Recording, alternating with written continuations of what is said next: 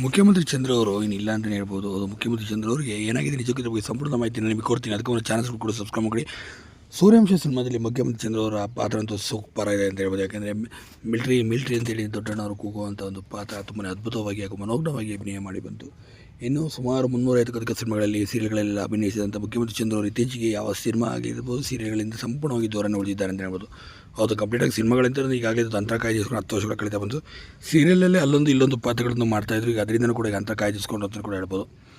ಹೌದು, ಇತ್ತೀಚೆಗೆ ಸೀತಾರಾಮದಲ್ಲಿ ಒಂದರು ಕಾಣಿಸ್ಕೊಂಡ್ರು. ಅದರಲ್ಲಿ ಕೆಲವು ಎಪಿಸೋಡ್ಗಳು ಮಾತ್ರನೇ ಬಂದಿತ್ತು. ಅದಾದ ನಂತರ ಅಲ್ಲೂ ಕೂಡ ಕಾಣಿಸ್ಕೊಳ್ಳಿಲ್ಲ. ಮುಖ್ಯಮಂತ್ರಿ ಚಂದ್ರ ಅವರಿಗೆ ಈಗ ಸದ್ಯ 78 ವರ್ಷ ವಯಸ್ಸಾಗಿದೆ ಮತ್ತು ವಯಸ್ಸಾದ ಕಾಯಿಲೆ ಮತ್ತು ಆರೋಗ್ಯ ಸಮಸ್ಯೆಗಳಿಂದಾಗಿ ಶೂಟಿಂಗ್ನಲ್ಲಿ ಕ್ಲಿಯರಾಗಿ ಭಾಗವಹಿಸಲು ಕೂಡ ಸಾಧ್ಯವಾಗುತ್ತಿಲ್ಲ ಅಂತ ಸಹ ಹೇಳಲಾಗ್ತದೆ. ಇದೇ ಕಾರಣಕ್ಕಾಗಿ ಚಿತ್ರರಂಗದಿಂದ ಒಂದು ಮಟ್ಟಿಗೆ ಈಗ ದೂರನೇ ಉಳ್ಕೊಂಡ್ಬಿಟ್ಟಿದ್ದಾರೆ ನಮ್ಮ ಮುಖ್ಯಮಂತ್ರಿ ಚಂದ್ರ ಅವರು ಅಂತ ಹೇಳ್ಬೋದು. ಸ್ವಲ್ಪ ಅನಾರೋಗ್ಯದ ಕಾರಣದಿಂದಾಗಿ ಸುಮಾರು 10 ವರ್ಷಗಳಿಂದ ಈಗ ಚಿತ್ರರಂಗದಿಂದ ದೂರ ಉಳಿದಿದ್ದಾರೆ. ಹೀಗಾಗಿ ಚಿತ್ರರಂಗದಿಂದ ಇನ್ನಿಲ್ಲವಾಗಿದ್ದಾರೆ ಅಂತ ಹೇಳ್ಬೋದು. ಸದ್ಯ ಈಗ ಮಗ ಸೊಸೆ ಜೊತೆ ಸೂಪರಾಗಿ ನೆಮ್ಮದಿ ಜೀವನವನ್ನು ಸಾಗಿಸ್ತಿದ್ದಾರೆ ನಮ್ಮ ಮುಖ್ಯಮಂತ್ರಿ.